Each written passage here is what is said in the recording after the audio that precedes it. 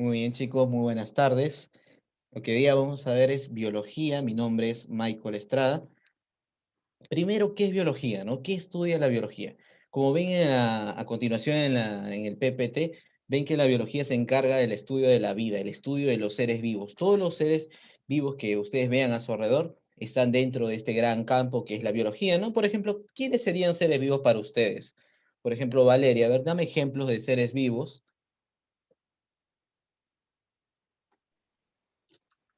Em, los animales, Los animales, muy bien. ¿Qué más? las, mm, las personas, Muy bien, los animales, las personas. ¿Qué más, Peggy? A ver, ¿qué más son organismos que poseen vida? Pregunta, ¿las plantas serán organismos que poseen vida, Peggy? Mm, Sí, profesor. correcto, mira, las También las plantas, bacterias. las bacterias, lo que nosotros, ahorita lo que conocemos como este virus que está presente entre nosotros, el COVID, también es considerado un ser vivo, ¿no? Solamente que este tipo de especies necesitan un huésped para poder desarrollarse, ¿no? Están en el ambiente, pero se desarrollan y cumplen su ciclo de vida cuando ingresan al cuerpo de una persona. Por eso también se les considera organismos con vida, ¿no? Entonces la biología te puede explicar y te puede contestar todas estas preguntas, ¿no? Por ejemplo, ¿qué es la vida? ¿Cómo han surgido los seres vivos? Que ya lo vamos a ver en un pequeño video.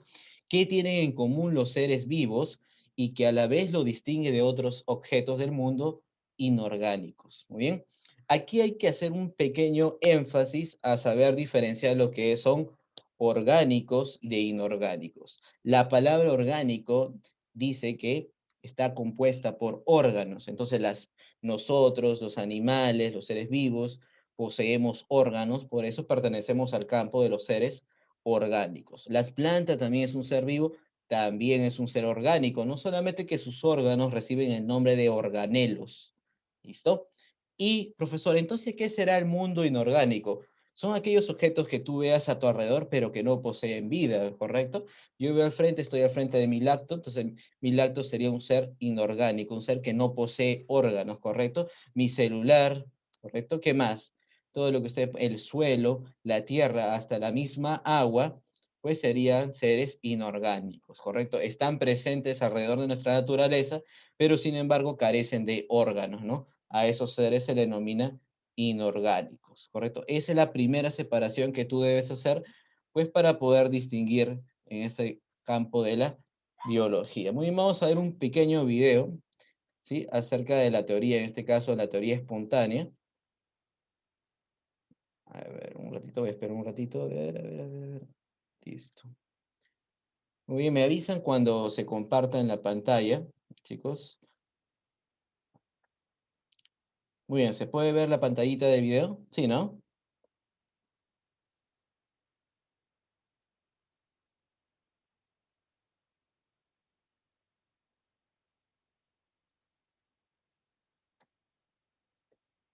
Listo. ¿Se logra ver? Sí, ¿no? Vamos a compartir el sonido. Y ahora sí, me presten mucha atención. Miren. ¿De qué trata? Para que ustedes tengan una idea. Antiguamente se creía que los seres vivos surgían de manera espontánea, ¿sí? Un gusanito nacía de manera espontánea, el ser humano nació así de manera espontánea. Claro que actualmente no se cree eso, ¿no? Todo se basa en un proceso de evolución, pero antiguamente se creía que todos los seres vivos surgieron de manera espontánea. Es por eso que hablan lo primero en biología de la teoría espontánea que van a ver a continuación. Presten mucha atención al video.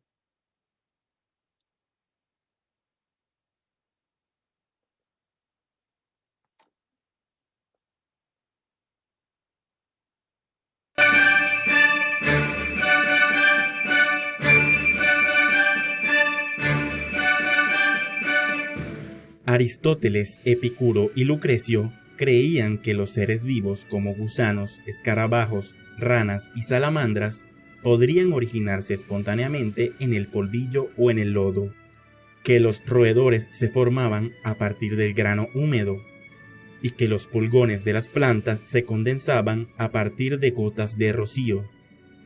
Van Helmont en el siglo XVII da una receta para obtener ratones a partir de un montón de granos de trigo. Francisco Redi, en 1668, puso carne podrida en un grupo de frascos de boca ancha. Le colocó tapa a unos y a otros los dejó sin tapa. Observó que solo se formaban gusanillos en los que estaban sin tapa, y que son larvas formadas de los huevos que han depositado las moscas sobre la carne. Hacia el siglo XVIII, Needham y Spallanzani calentaron caldo y lo taparon herméticamente, pero encontraron resultados opuestos.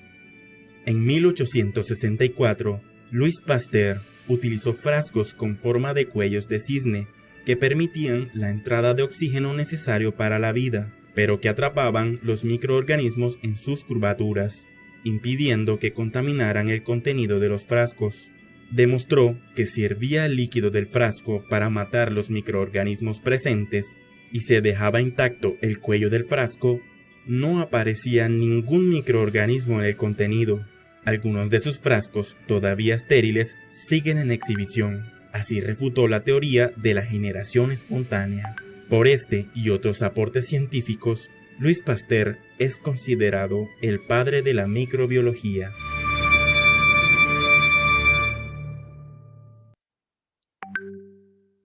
Bien, chicos, a ver si me logran escuchar. ¿Qué es lo que les ha llamado la atención del video? Algo solamente que les haya captado la atención. A ver, por ejemplo, a ver, Joshua, ¿qué es lo que has visto ahí que te ha llamado la atención? O mencióname una parte del video. Que antiguamente se creía que la vida salía espontánea. Claro, muy bien, la teoría espontánea, ¿correcto? A eso se Sí, le eso, denomina en todo teoría el video. espontánea. Ajá. Correcto. A ver, Valeria, ¿algo más que has visto del video que te haya llamado la atención?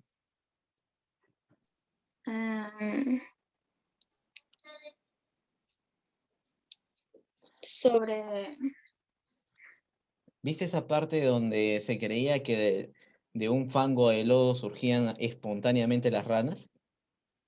sí, Entonces, eso era parte de la teoría espontánea. Nos decían que ahí se originaban las ranas espontáneamente, cosa que nosotros sabemos que es falso, ¿no? Dentro de ahí, de ese charquito, pues hay esas pequeñas, antes de ser ranas, ¿qué cosas son? Renacuajos, no solamente que no se le prestaba mucha atención y realmente es un proceso de evolución, pero se creía, ¿no? Antiguamente se creía, en este caso, que todos los seres vivos surgían de esa manera, ¿no? De manera espontánea. Y los primeros en mencionar esto, pues fueron los primeros científicos que surgieron en Grecia, ¿no? Los que ven a continuación, ¿sí? Estos científicos, porque yo si en un momento de tu quiz te pregunto, ¿cuál fue el país que es cuna de la ciencia en la humanidad? Pues la respuesta es Grecia. ¿Por qué, chicos? Porque acá en Grecia, en la antigüedad, surgieron todas las ciencias, todas las que ustedes conocen como biología, como física, como química o hasta incluso la matemática, ¿no? Por ahí vemos a un filósofo griego que se llamaba Pitágoras y ustedes lo conocen para geometría y trigonometría, el famoso teorema de Pitágoras. Entonces, antes de influenciar en la matemática, en la física y en la química, todos ellos eran filósofos, ¿verdad? Y todos los que ven acá, Aristóteles, Epicuro, Lucrecio, son pues precisamente griegos, ¿correcto? Los primeros científicos. Ellos decían que la teoría espontánea surgía que cada una de las especies salían así, de imprevisto, de una manera mágica, ¿no? Las ranas, todos estos animalitos que ven. Se decía que, como les había mencionado, que de aquí, de este charco, surgían las ranas. Ya sabemos que no, ¿no? Sabemos que pequeños renacuajos están ahí. Se decía que las gotas de lluvia podían producir las plantas, pero ahora sabemos que el agua ayuda a los suelos a poder crecer las plantas. Hasta incluso este hombre llamado Van Helmont, ¿sí? Hizo un experimento donde de este recipiente pudo crear supuestamente pequeños pericotes. Claro que después fue desmentido, hasta llegar a Francesco Redi. Este personaje sí ténganlo en cuenta, porque puede venir en su quiz, ¿sí? Apúntenlo. Él fue el principal defensor de la teoría espontánea. ¿Qué mencionó Francesco Redi o cuál fue su experimento? A partir de estos frascos, ¿sí? De estos frascos colocó carne, ¿sí? Un frasco cerrado y un frasco abierto. Con el tiempo, él pudo observar que de uno de esos frascos comenzaron a surgir pequeñas larvas, pequeños gusanitos. Si lo pueden ver, creo que en la parte ahí se está malogrando la carne y en el frasco derecho están comenzando a salir esas pequeñas larvas, ¿correcto? Entonces él defendió así su teoría espontánea. Miren, surgió de la nada esos gusanitos. Claro, pero posteriormente nosotros ya sabemos que no es así, ¿no?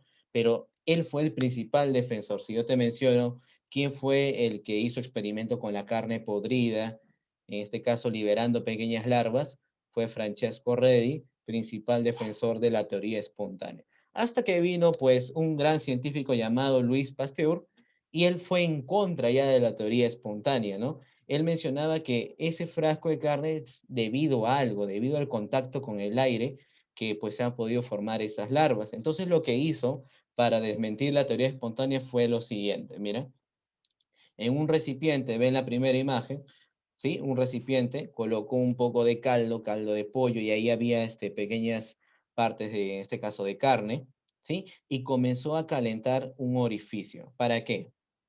Nosotros cuando tenemos, o por qué, chicos, hervimos el agua. ¿Quién me puede decir por qué hervimos el agua? porque tiene microorganismos que nos pueden Claro. afectar la salud. Efectivamente, ¿no? El agua potable tiene cierto grado de microorganismos, incluso tiene el cloro, ¿sí? Y nosotros tenemos que hervirlo para eliminar esos microorganismos, ¿sí? Que son perjudiciales para nosotros y para eliminar el exceso de cloro que puedan tener. Entonces, él dijo que mi recipiente puede estar abierto, pero para evitar el contacto con, en este caso, con los gérmenes del medio ambiente, voy a calentar este pequeño orificio. Y así que lograba, pues, Pasteur, que ingresara oxígeno puro y que los organismos se quedaran pegados dentro de ese tubito, no ingresaran. Muy bien, comenzó a hervir el caldo, eliminar los microorganismos y pues con el tiempo pudo comprobar que no pasaba nada, que no surgía ningún gusanito, que no surgía ninguna larva. Entonces, con esto pudo decir, ¿qué cosa? Que la teoría espontánea era falsa, ¿no? Que no se puede crear vida de manera espontánea, ¿no? ¿Y qué había pasado entonces con el personaje que mencionamos anterior? ¿Por qué entonces aparecían esas larvas? ¿Quién me puede decir por qué aparecían esas larvas en la parte derecha? A ver, Pei. Eh, porque las moscas que entraban dejaban sus huevos.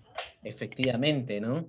Las moscas que entraban dejaban esos pequeños huevecillos y con el tiempo se iban transformando en larvas, ¿correcto? Hasta incluso él vio eso y separó en este caso este pequeño frasco lejos de las moscas, pero sin embargo pasó lo mismo, ¿no? El aire, así no lo puedas ver a simple vista, contiene pequeños microorganismos y al momento de pudrirse esa carne, igual se iban a formar estas pequeñas larvitas. Entonces, no solamente las moscas, sino el contacto con el medio ambiente, ¿no? Pero ya pues fue demostrado que efectivamente en ese entonces no teníamos la idea de microorganismos, ¿no? Pensábamos que el aire era oxígeno puro, pero ya pues por eso se le conoció a Pasteur como el padre, en este caso la microbiología, porque él fue el primero en introducir el concepto de que en el aire habían pequeños microorganismos, ¿sí? Entonces, si yo te pregunto, ¿cuál es el principal defensor de la teoría espontánea? Pues Francesco Redi, con su experimento. ¿Cuál era su experimento de Francesco Redi en estos frascos? Ya lo hemos visto en estos frascos. ¿Qué tenían estos frasquitos? Tenían pues la carne para podrirse, ¿no? La carne podrida era el experimento de Francesco Redi. ¿Y quién lo refutó? Pues Luis Pasteur, ¿no? Con su experimento, en este caso del caldo, calentando la superficie para que los microorganismos no ingresaran. Y por eso a Luis Pasteur, ¿sí? Apúntenlo, se le conoce como el padre de la microbiología, ¿no? Esa es parte de la teoría en este caso. Vamos a seguir viendo la diapositiva. Muy bien, entonces Luis Pasteur, padre de la microbiología y principal opositor en este caso de la teoría espontánea, ¿no? Ya hemos visto lo que significa teoría espontánea, ¿no? Que los seres vivos se originan así, de un momento a otro, ¿sí? Luego vemos a Francesco Redi, ya les mencioné también su experimento con los vasos que tenían carne putrefacta, ¿correcto? Y Luis Pasteur, el principal opositor de Redi, ¿no? Y él comprobó, pues, que su teoría de Francesco Redi era falsa, ¿correcto? Eran las moscas que dejaban sus huevecillos o era el contacto del aire con pequeños microorganismos que hacían que esas larvas surgieran, ¿correcto? Dos personajes que tienen que recordar para su quizzes el día de hoy. Y acá vemos pues los principios de la generación espontánea, ¿no? Los errores que tuvieron, que ya hemos mencionado, ¿sí? Entonces acá vemos un poco de la evolución de las especies.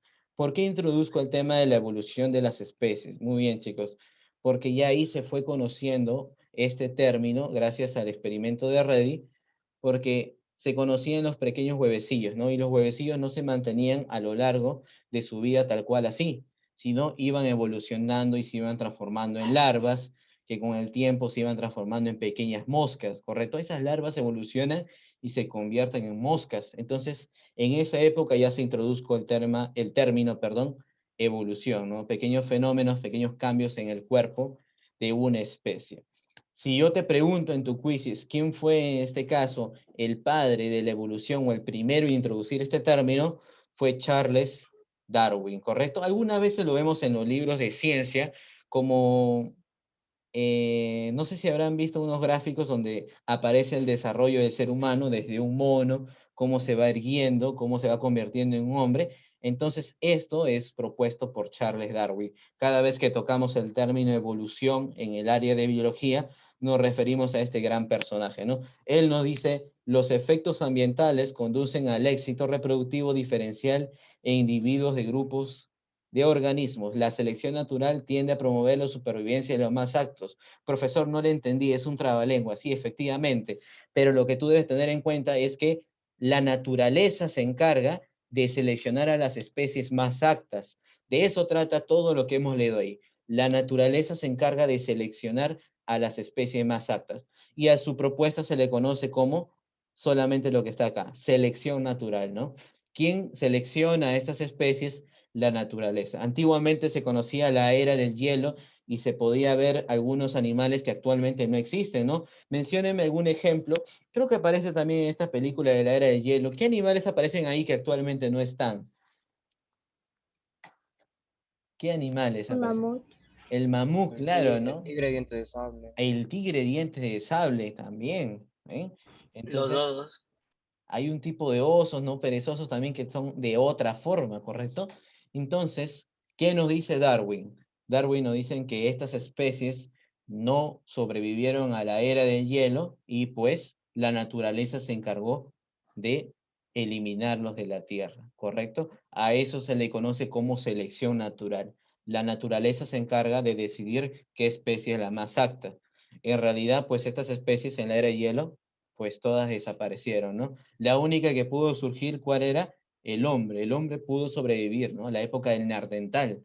Este hombre, los hombres que aparecen ahí en el gráfico, en este dibujo de la era de hielo, son los neandertales, ¿correcto? Entonces, el hombre pudo sobrevivir a la selección natural, ¿ven?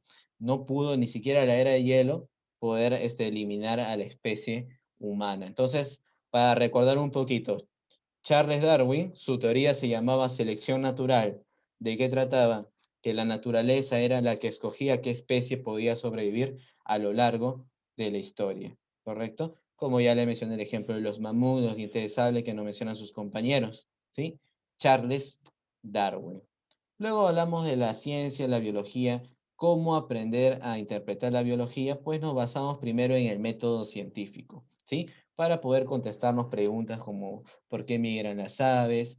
¿Cuál es el código genético? ¿Cómo encuentran su camino estas aves? Y para eso primero debemos aprender lo que son la simbología en el área de biología, ¿verdad? Acá tenemos un pequeño cuadro que lo vamos a usar a lo largo del curso de biología y que ustedes ya lo deben ir aprendiendo, ¿sí? Yo lo coloco acá, va a estar grabado en clase, pero a lo largo de las clases van a aparecer pequeños términos que yo les voy a preguntar a ustedes y ustedes ya deben aprenderlo, ¿sí? Esto es la base del conocimiento biológico. Miren, voy a colocar un ejemplo. A ver, vamos a remarcar un color negrito, listo, texto. ¿Qué pasa si yo coloco acá el término epidermis? Simplemente lo buscan en su tablita. ¿Qué significa epi? ¿Qué significa epi, chicos? ¿Dónde está epi?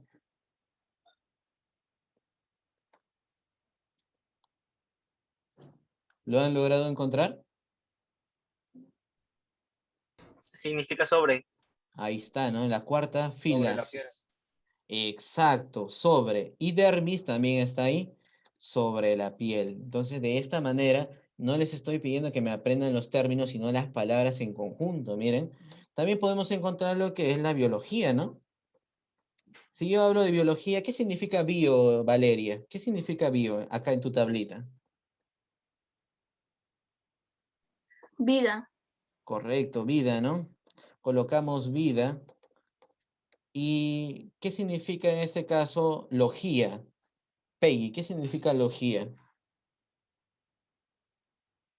Estudio de algo.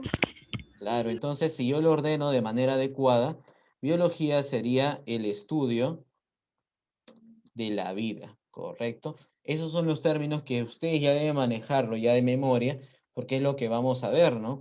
A ver, si yo te menciono el término citología, ¿qué es citología? Busquen a ver, ¿qué sería citología? Cito, ¿qué sería? Célula, Célula, ¿no? Y Célula. logía,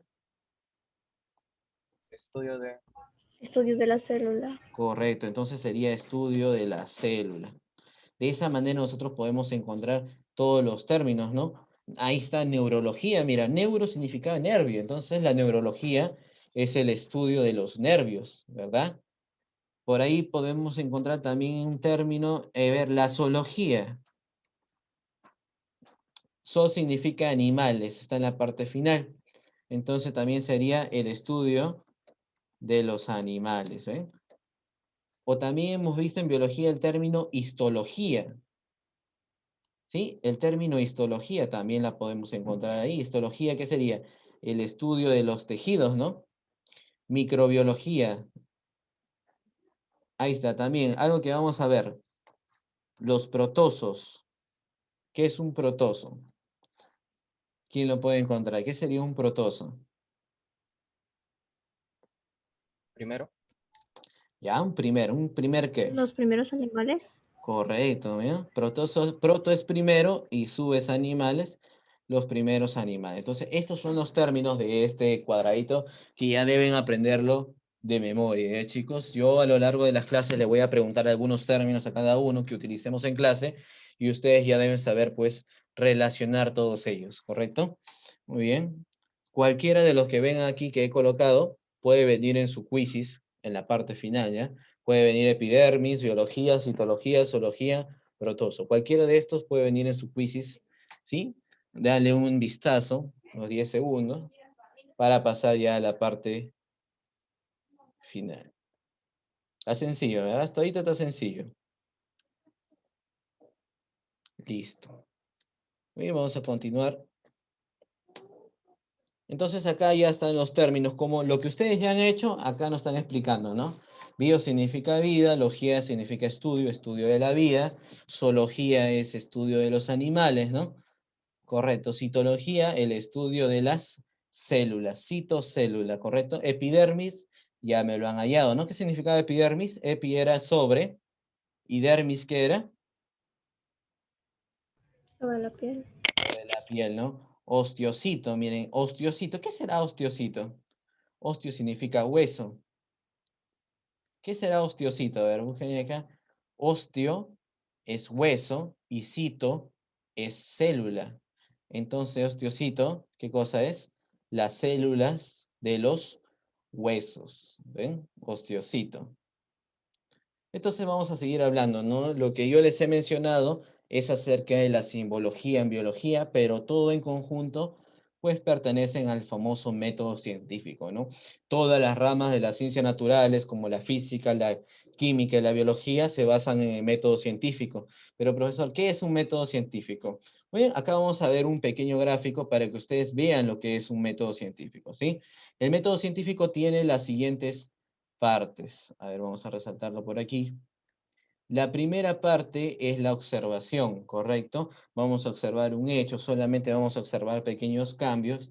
Nos hacemos preguntas. Esa es la siguiente parte. Por ejemplo, estamos observando, vemos el cielo y vemos a las aves yéndose a una dirección y nos preguntamos por qué se van al norte las aves. Y ahí viene la parte más importante del método científico, la hipótesis. Sí, ¿qué es la hipótesis? ¿Alguno tiene una noción de lo que es la hipótesis? formular una cosa que puede ser verdad o no. Correcto, ¿no? Dar una primera idea de algo que puede ser verdad o no. Por ejemplo, a ver, vamos a preguntarle a su compañero a ver quién no ha participado. A ver, Jeremy, ¿me escuchas? A ver, Valeria, ¿me escucha? A ver, Valeria, si yo te dijera, bueno, las aves se van al norte, dime tu idea de por qué se van al norte. ¿Por qué crees? Pues, porque una idea, puede ser correcto o no, pero dame una idea tuya de por qué crees que se van al norte. ¿Por qué? mm, Una idea, sí, una idea nada más.